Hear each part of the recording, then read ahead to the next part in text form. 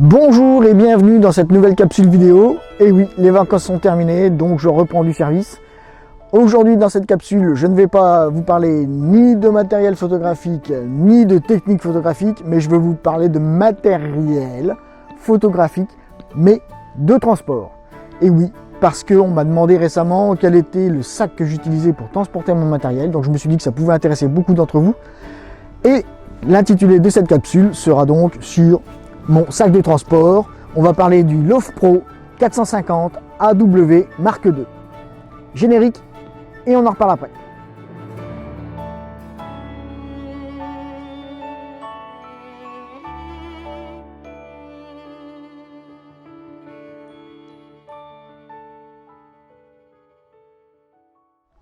Comme énoncé avant le générique, nous allons donc parler du sac de transport de matériel photographique Lovepro modèle tactique 450 AW Mark II. J'ai acheté ce sac il y a maintenant 3 ans, donc j'ai suffisamment de recul pour bien vous en parler, et notamment durant mes vacances il y a quelques jours dans le Jura où j'ai fait beaucoup de randonnées et de belles grosses randonnées avec beaucoup de dénivelé et pas mal de kilomètres au compteur. Je me suis servi de mon sac à dos aussi bien en sac de transport du matériel photo qu'en sac à dos pour transporter que ce soit mon pique-nique, mes affaires ou autre. Et je peux vous garantir que déjà il y a quelques temps, lorsque je l'ai eu les premiers jours, j'avais noté quand même que ce sac à dos offrait une sacrée masse de confort pour le transport au niveau du matériel.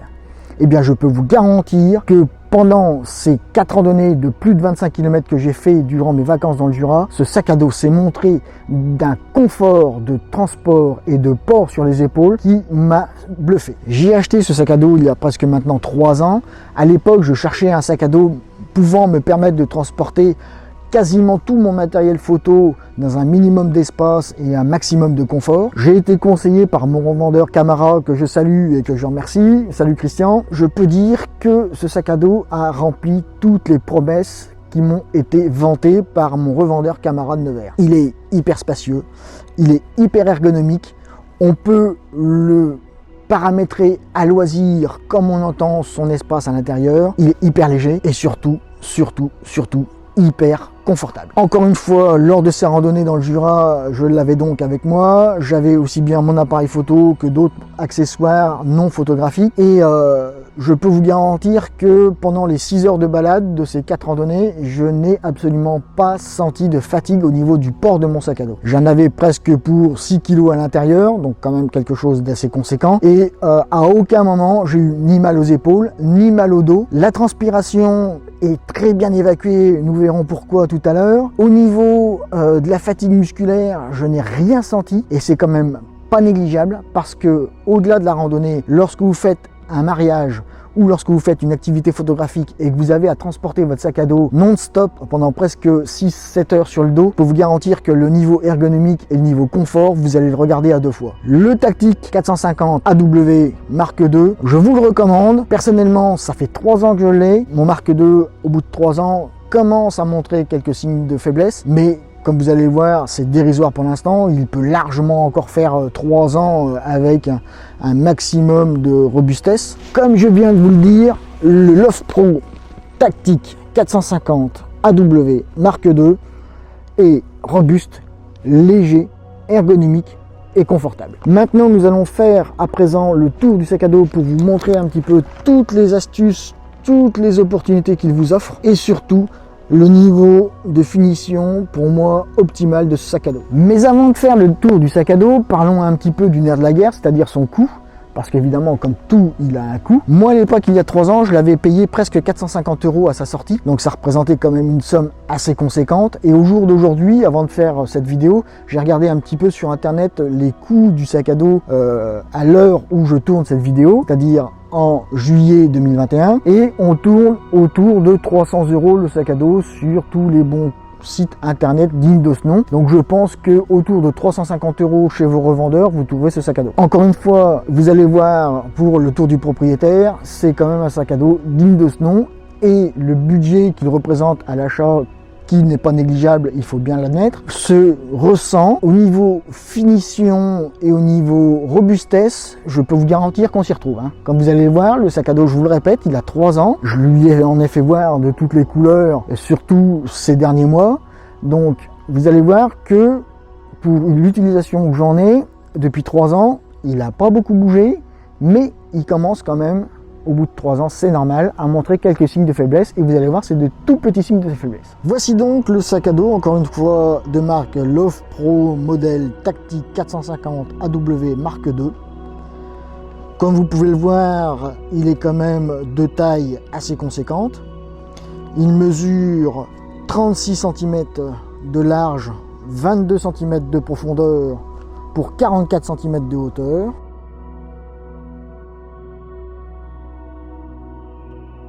Ces dimensions, comme vous pouvez le voir, laissent quand même penser et présager à l'intérieur un espace assez conséquent de rangement.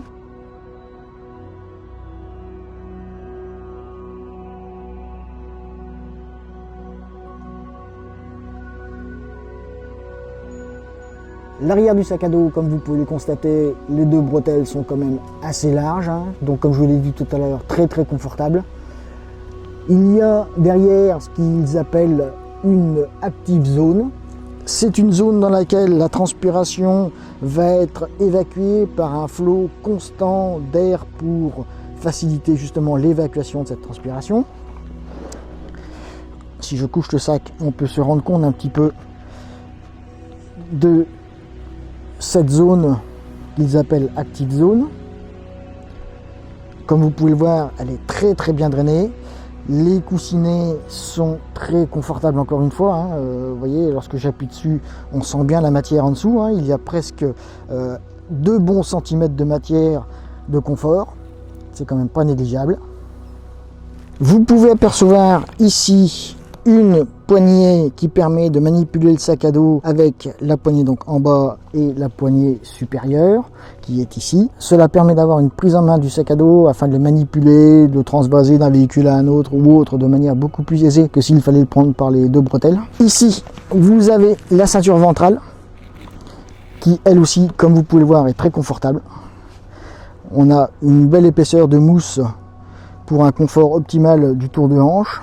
Encore une fois, lors de mes diverses randonnées, de mes diverses activités photographiques, je n'ai aucune gêne au niveau des hanches et le sac à dos ne me fait absolument pas mal ni aux reins ni aux hanches. On peut voir de chaque côté de cette ceinture ventrale 2 poches qui sont assez grandes. On peut y ranger diverses choses pour un accès ultra rapide. Ici, comme vous pouvez le voir, dans le prolongement de la ceinture d'attache au niveau du nombril, des supports pour glisser, nous en reparlerons un petit peu tout à l'heure, des accessoires supplémentaires qui vont venir compléter la capacité d'emport du sac. De ce côté-là, la poche étant plus grande, il n'y a pas cette capacité d'emport supplémentaire. Sur les 2 bretelles, comme vous pouvez le voir, l'épaisseur est assez conséquente, hein. Elles sont encore une fois hyper confortables dans le transport. Il y a de nouveau capacité d'emport supplémentaire de divers accessoires. Alors là ici on peut imaginer que l'on peut fixer des mousquetons pour avoir accès à divers accessoires de photographie. De l'autre côté c'est pareil, même chose, hein. On a la petite languette ici et la possibilité de fixer 3 niveaux d'accessoires. Ici nous avons de chaque côté 2 anneaux qui permettent, en ce qui me concerne, de fixer mes appareils photo lorsque je me balade. Ça permet de les avoir à portée de main et garder les mains libres pour toute autre activité. On a 2 élastiques de chaque côté et sur chaque bretelle qui permettent d'attacher divers accessoires aussi. Comme je vous l'ai dit, hein, et comme vous pouvez commencer à vous en rendre compte, c'est un sac à dos hyper polyvalent et hyper personnalisable, hein. Sur le côté, nous allons retrouver ces petites encoches qui vont nous permettre d'aller y agripper divers accessoires encore. Nous avons ici une grande poche pour pouvoir stocker trousseau de clés, papier d'identité et autres. Ces poches sont quand même assez résistantes à la pluie, mais faut pas trop insister, hein, d'où la protection de pluie qui est cachée sous le sac. Personnellement, en cas de petite bourrine, ça fait l'affaire. En cas de grosse pluie, faut oublier, faut impérativement mettre la capoche, sinon le contenu sera fortement humide. À ce niveau-là, nous avons sur le flanc du sac à dos une première poche d'accès rapide au contenu. Donc, une première glissière, on ouvre et on a accès à l'intérieur du sac. Donc là, on peut imaginer de pouvoir déposer un premier appareil photo de manière à y accéder ultra rapidement. Et on referme avec une fermeture éclair. Sur l'avant du sac à dos, vous avez toute une série de lanières qui vous permettent d'accrocher divers accessoires, encore une fois, avec des petits compartiments, comme on peut le voir. C'est de là que vient son nom tactique, parce qu'on peut y entreposer multitude d'accessoires, Love Pro ou non d'ailleurs, hein, parce que on peut y agrafer beaucoup de choses qui ne sont pas estampillées Love Pro. Hein. Vous avez de fournis avec l'appareil photo lors de votre achat, deux petites griffes qui viennent s'enclipser, comme on peut le voir, tac, voyez, comme ceci. Nous avons d'un côté le mâle avec son système d'accroche que l'on vient comme ceci et on verrouille, et de l'autre côté la femelle, même principe, on pousse, on déverrouille et on a accès à la prise. Pour remettre la prise en place, on passe sous la glissière, on reverrouille et le tour est joué. Sur l'autre côté maintenant du sac à dos, on retrouve exactement le même système. Hein. La petite poche qui nous permet d'accéder rapidement à certaines choses. Toujours pareil, hein, la poche, comme vous pouvez le voir, est bien doublée. C'est un petit peu imperméable, mais pas trop. Ici, une seconde poche d'accès rapide au contenu. Voilà. Où là, vous pouvez découvrir un de mes appareils photo. Pour refermer, on verrouille comme ceci. Et sur le dessus, vous avez la troisième trappe d'accès rapide qui est en plus l'avantage d'être blindé, entre guillemets, hein, renforcé, où on peut y stocker un casque de vélo, puisque la forme s'adapte parfaitement au casque de vélo et on peut fixer son casque de vélo ici. Si j'ouvre la trappe d'accès rapide sur le dessus, on arrive au contenu du sac à dos, comme on peut le voir. Et là, on a le contenu par le dessus au sac à dos. Avec, dans la coque, l'accès à un petit stockage de carte mémoire, ici, où vous pouvez déposer vos cartes SD, vos cartes CF, etc., etc. Une petite poche dans laquelle vous pouvez mettre encore pas mal de choses, de rangement. À vrai dire, personnellement, il y a tellement de poches dans ce sac à dos que je ne me sers pas de la totalité de toutes ces poches parce que on en viendrait presque à perdre son latin. L'ouverture du sac à dos et l'accès au contenu se fait comme maintenant quasiment tous les sacs à dos, mais il y a 3 ans, c'était quand même les prémices. Le contenu se fait par l'ouverture de la face arrière du sac à dos, ce qui vous permet, d'un point de vue sécurité, de limiter l'accès à tout le contenu de votre sac à dos. Parce que vous voyez, une fois que le sac à dos est ouvert, vous avez tout le contenu accessible.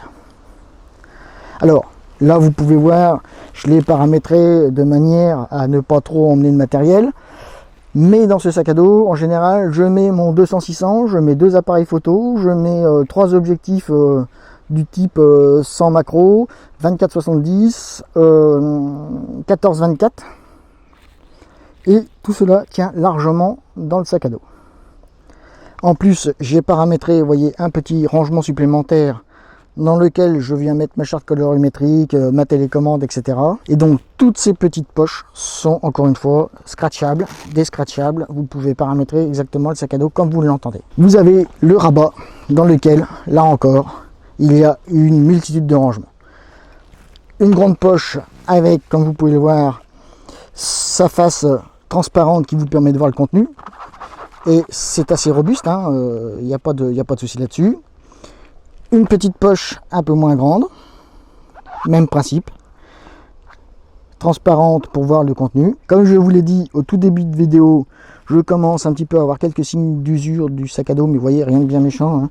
Ce sont les scratchs qui laissent des séquelles sur le rabat.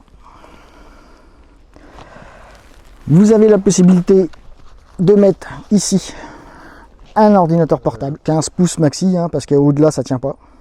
Mais n'empêche que vous avez la possibilité de mettre un ordinateur portable. Et voilà pour le sac à dos en lui-même. Et si des fois vous partez en balade et que vous n'avez pas besoin de tout votre sac à dos, eh bien vous pouvez descratcher la ceinture ventrale, comme vous pouvez le voir peut-être. Je vais essayer de vous montrer, je ne vais pas l'enlever parce que c'est un peu pénible à remettre, mais vous avez ici des scratchs qui vous permettent de descratcher la ceinture ventrale, de l'enlever de son logement et d'en faire une espèce de pseudo-banane, vous permettant d'avoir avec vous un petit peu de matériel sans avoir tout le sac à dos à traîner. Il y a ici, je ne sais pas si vous voyez, donc le logo comme quoi le sac est donné vraiment 4 temps, il n'y a pas de souci.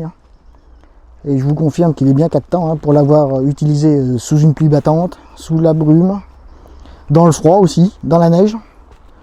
C'est assez étanche. J'ai rangé la capette de protection aux intempéries dans son petit logement qui est ici. Vous voyez, elle est tenue par 2 scratchs et on glisse la protection dans cette petite poche. Avec le sac à dos est également livré une petite pochette qui vous permet de transporter sur le sac à dos votre trépied, comme vous pouvez voir le logo sur cette petite pochette. Pour l'installer, rien de bien compliqué, vous dégrafez le système de double scratch au dos de la pochette. Vous faites passer la languette au niveau d'un des trous dans les lanières prévus à cet effet. Vous rabattez la pochette et vous reclipsez les 2 systèmes de scratch et votre pochette est installée. Voilà la pochette en place et comme vous pouvez le voir, c'est quand même assez robuste. Donc comme vous pouvez le voir, mon sac à dos encore une fois a 3 ans, ma pochette de transport du trépied a elle aussi 3 ans et il n'y a pas beaucoup de traces d'usure, ça n'a pas bougé. C'est quand même encore une fois un sac à dos qui est vraiment d'une qualité et d'une finition assez intéressante, très robuste. À présent, on va parler de la capacité d'emport supplémentaire de ce sac à dos et l'utilisation de ces petites lanières. Comme vous pouvez le voir affiché à l'écran, je vous mets quelques options que vous allez pouvoir trouver sur le site de Lofpro pour pouvoir transporter d'autres choses avec votre sac à dos. Toujours sur le principe de la double sécurité de scratch, à ce niveau-là. Vous faites passer les ergots dans les lanières prévues à cet effet, vous rabattez le double scratch et le tour est joué. Et vous pouvez facilement doubler votre capacité d'emport du sac à dos. Bon là déjà le 450 il est quand même, comme vous avez pu le voir, assez conséquent. Il a un petit frère le 350 qui fait 1/3 de moins au niveau volume, mais qui est tout aussi robuste et tout aussi bien fini. Voilà un petit peu le tour du propriétaire du sac à dos Lofpro Tactique 450 AW Mark II. Je me sers à titre d'exemple des capacités d'emport supplémentaires et des petites pochettes dont je vous ai mis les photos de présentation sur les côtés pour vous montrer un petit peu les capacités supplémentaires d'emport du sac à dos et les options supplémentaires pour bien souvent emmener un objectif et avoir accès à cet objectif très rapidement, ou alors mettre une bouteille d'eau dans une grande poche comme je vous ai montré aussi encore une fois en photo. En conclusion, c'est un sac à dos que je recommande. Si le 450 est un peu trop grand pour vous, comme je vous l'ai dit, il y a le 350 qui fait 1/3 de moins en volume que le 450, qui reste quand même très appréciable. J'espère que cette vidéo aura répondu à un maximum de vos questions par rapport à potentiellement l'achat d'un sac à dos. Il y a d'autres modèles chez d'autres fournisseurs qui sont très bien aussi, mais là je vous ai montré celui que j'utilise personnellement et celui que je recommande, puisque encore une fois, ça fait 3 ans que je m'en sers, donc j'ai suffisamment de recul maintenant pour vous dire que c'est un très bon investissement et un très bon sac à dos. Merci de m'avoir écouté, faites-vous plaisir, faites des photos, à bientôt.